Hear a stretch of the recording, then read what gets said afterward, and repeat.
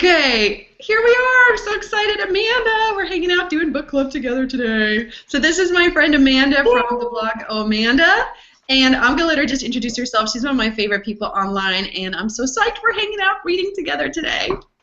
Hey, Lisa Joe, seriously, you are just one of my heroes, and so I'm excited to be here. But I am Amanda from ohamanda.com, and I have two kids. I have a third grader and a kindergartner. And so fun.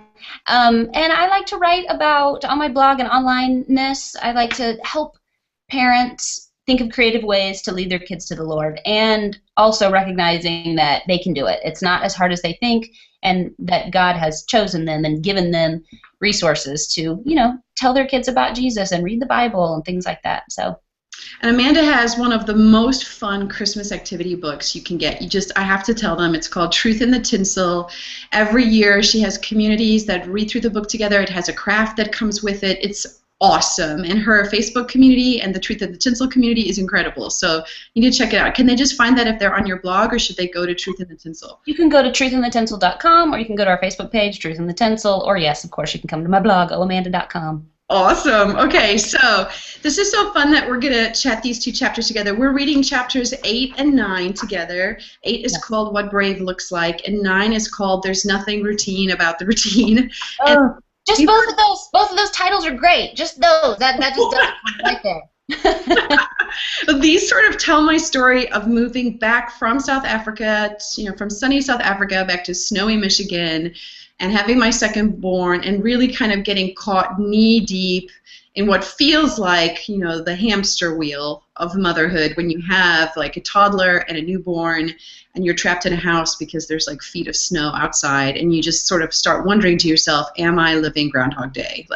That's what happened. I really noticed too, this is so weird. I wrote this in my blog when I did my initial review of the book, is even though you were writing about South Africa, it felt like Southern fiction, like about the dirty old South and whatever, and it felt like that because you're just so descriptive of the dirt and the trees and the wind and whatever. And did you feel like when you moved, like not only having your second child, but like did you feel almost kind of like a letdown of like, I'm not living this cool South African life anymore, I'm like going to like Michigan in the snow?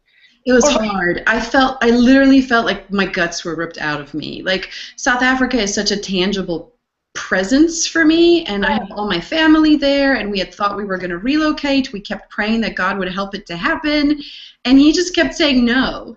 And that chapter was really hard for me because there's this idea that if we pray, right, if we do the things we're supposed to do, God will give us the desire of our hearts. Right. But what if he doesn't? Right. I underlined this. This exact thing that you're saying is on page 101. You talk about how you finally start discovering that it's not as terrible as you thought it was, and you said, he led me out of my heartache and into a season of redemption and beauty, all without changing his answer. Instead, he changed me. I circled it. And that's what God does.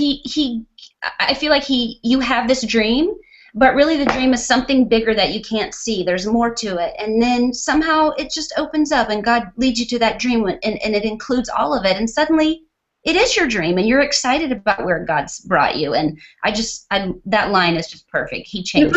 And it was a parenting lesson for me, because as parents we know, like, there are things our kids want so badly, and we sort of feel that tension of wanting to give it to them, but we know it won't be good for them.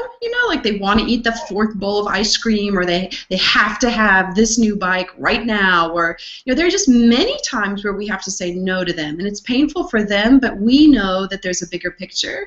Right. And it really helped me understand God as a parent. Like, I had a temper tantrum. Like, I was flat out furious that he wasn't going to let us stay where I wanted to be. And he moved us to South Africa, and it felt like moved us from South Africa to Michigan. I felt like I lost a limb. And it took me ages to recover from it. And yet, at the end of the day, I look back on that season, and it really felt like he led us beside quiet waters and green pastures. He provided community and friends and a place to stay that was beautiful, and a season of rest and recovery that I never could have planned for myself. Yeah, he gives you something better. It's like this dream that you have, and then it's something better. It's confusing how he can do it, how he can make something seem that you think is terrible and turns into something amazing. Yeah, and I think it has to do with our willingness probably to let him. I think at some point I had to just let him, like to concede that I wasn't going to fight him on it anymore. And then we got our little Michigan baby out of it. So And I love the whole, I have a sister-in-law named Micah, so it's a oh, girl no named way. Micah. And they thought that she was going to be a boy, and this is one of my favorite stories about my in-laws. They thought that God was telling them, you're going to have a boy and you're going to name him Micah. And then they had a girl, and they were like, what? It's a girl. What are we supposed to do? Oh, well, I guess we're just going to name her Micah anyway. Nice. I love that. But I underlined all this too because I can just see you reading it and just hearing your son reading it. And the parts that I like of the verse in Micah, he says, I will look to the Lord. I will wait for the God of my salvation. And that's what we were just saying about waiting. And my God will hear me. And then at the end, he will bring me forth into light. I shall behold his deliverance. And you felt stuck, but he will and he shall. I will wait. He will deliver. He shall deliver me. I just read a book by John Stumbo, which was amazing. And he talks, one line in there says, God answers old prayers. I love that. And I think that's what I felt when I was reading this. Like, there's this old prayer of yours of South Africa or whatever, a family and connection, and then God answered it just later. Yeah.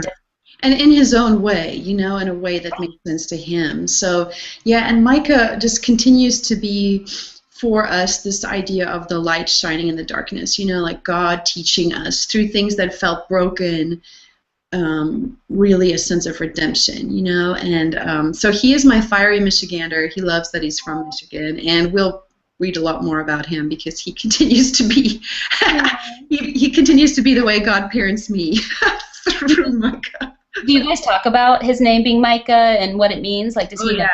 Yeah, he knows. He knows. We talk about it a lot. Micah means who is like God. And he is a reminder to me constantly that God knows what I need. Like when we question where we are or what's going on in our lives, especially when I question parenting him, it's the living reminder that God, I feel like, says to me, who is like God? Like, you don't know what it is that you need.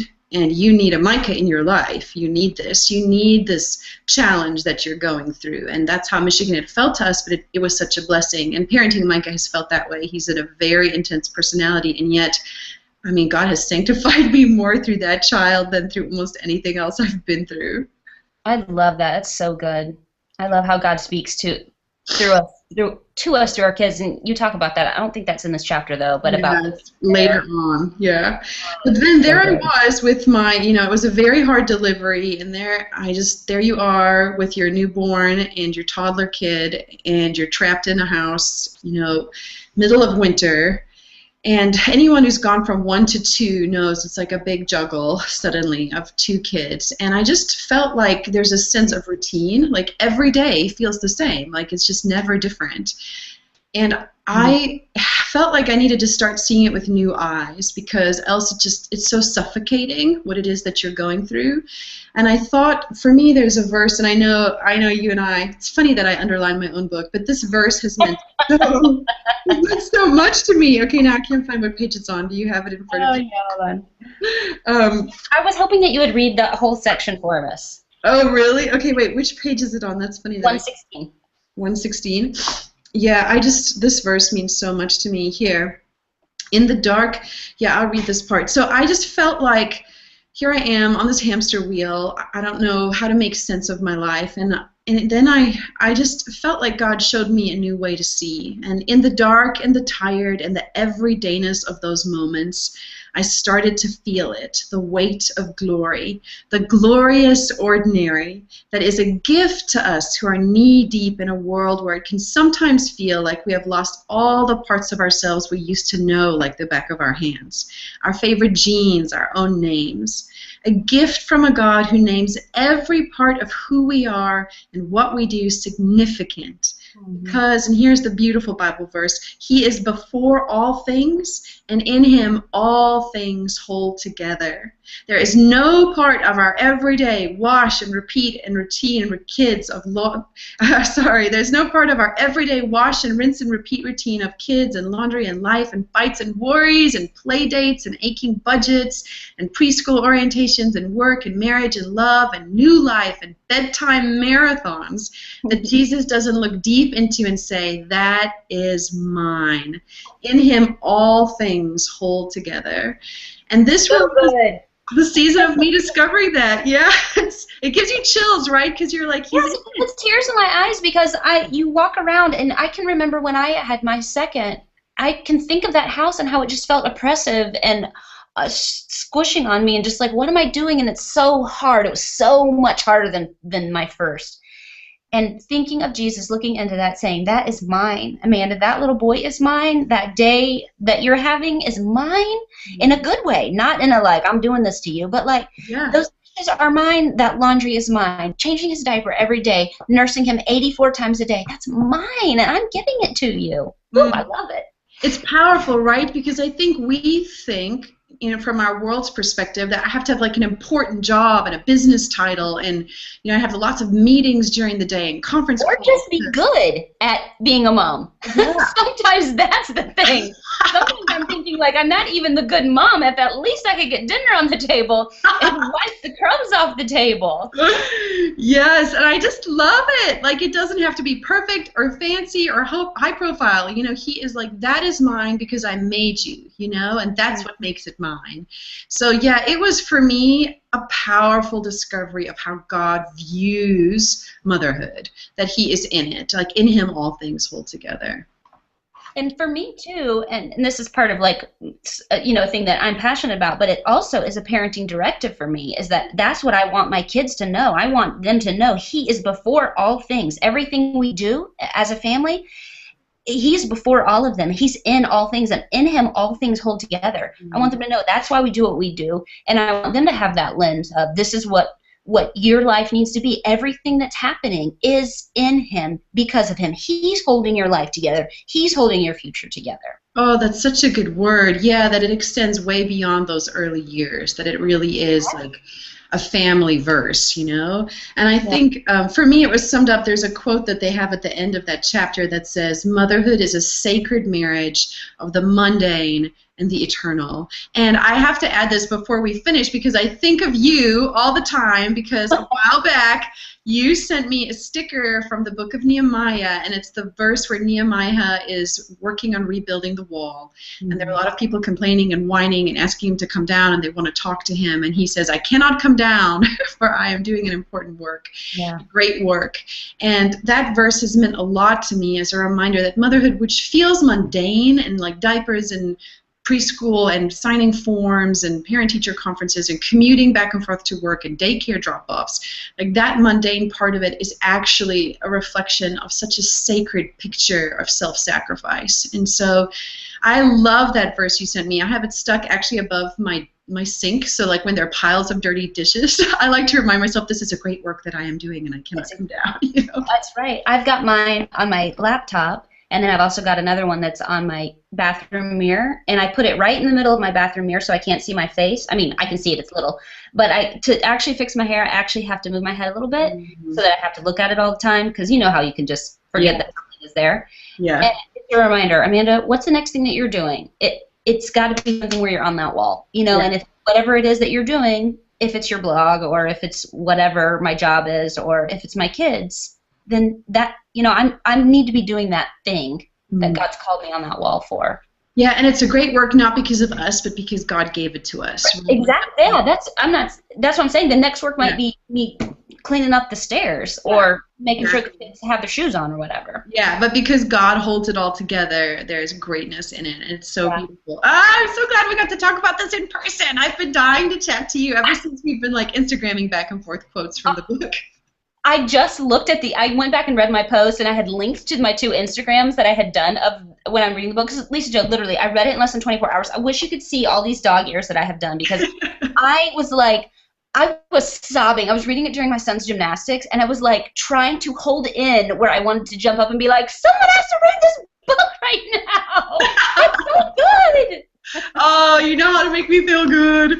Well, I hope the rest of you who are watching now are reading along with us too. Feel free to chime in on the comments and join in sharing with us what it sort of feel like juggling the sacred and the mundane of motherhood. And definitely check out Amanda's blog, oamanda.com. I will link to her as well in the blog post. And Amanda, thank you for hanging out with me today.